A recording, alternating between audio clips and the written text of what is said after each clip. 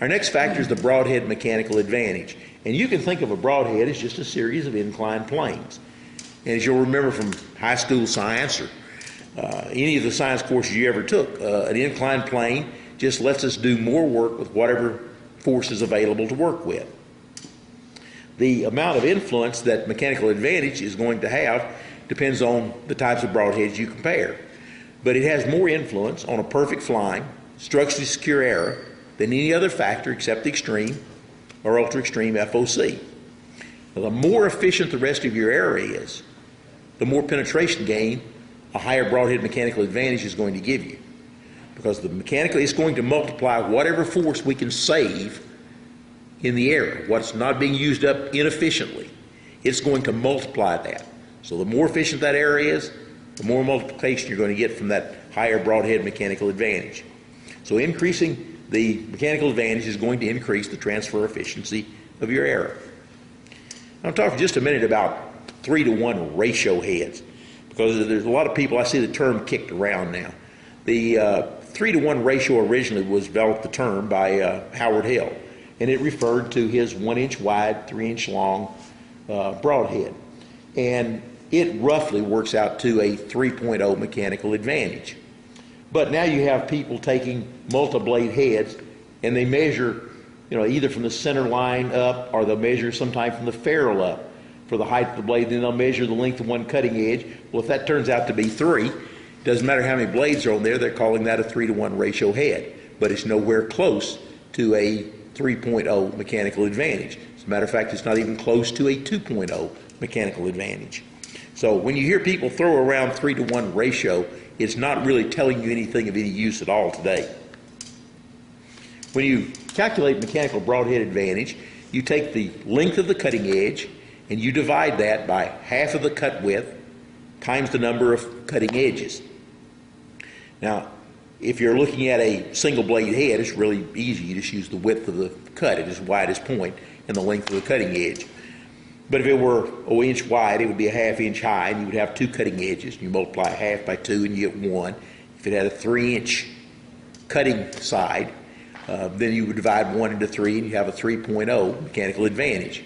Now if you took a 3-blade head that had the same dimensions, it's got a 3-inch long cutting edge and each blade is a 1/2 inch high, the mechanical advantage drops to 2.0. And if it were a 4-blade, it would be 1.5. Of course, there are no 3 blades or 4 blades head out there that comes anywhere close to having a 3-inch long cutting edge. So you can see that the mechanical advantage on all of those is going to be relatively low. Now, if we took these examples here, if they did exist, basically what this would say is that with the single blade head, you could do 50% more work than you could with a 3-blade. And you could do twice the amount that you could with a 4-blade. So a poor mechanical advantage is not good for the transfer efficiency of the error. Now this is a little chart that shows what mechanical advantage does in actual outcomes when we shoot them into tissue. And these are all shot from the same bow. The error weights here vary some because it's a really large group of arrows. And what do we have? 112 shots in this, from 650 to 900 grains. And all were shot from the 82-pound straight-in longbow. These are all normal and high FOC arrows. There are no extreme FOC. These are all single blade heads with double bevels. So there's no single bevel heads involved in this. And you can just see what happens to your penetration when the mechanical advantage goes up. And that's the effect that it has on your arrow penetration. Now this is back from the original Natal study. Now remember, this is predominantly impala, inyala, and warthogs. Animals the size of whitetail, mule deer, and feral pigs. These are all tissue, soft tissue hits over here. And you see the single blade penetrates the most, 3 blades, 4 blades. Now, one thing that's misleading, you see the single blade here caps out around close to 25 inches. You can only measure penetration in terms of the length of the wound channel through the tissue. You can't measure how much was out the other side.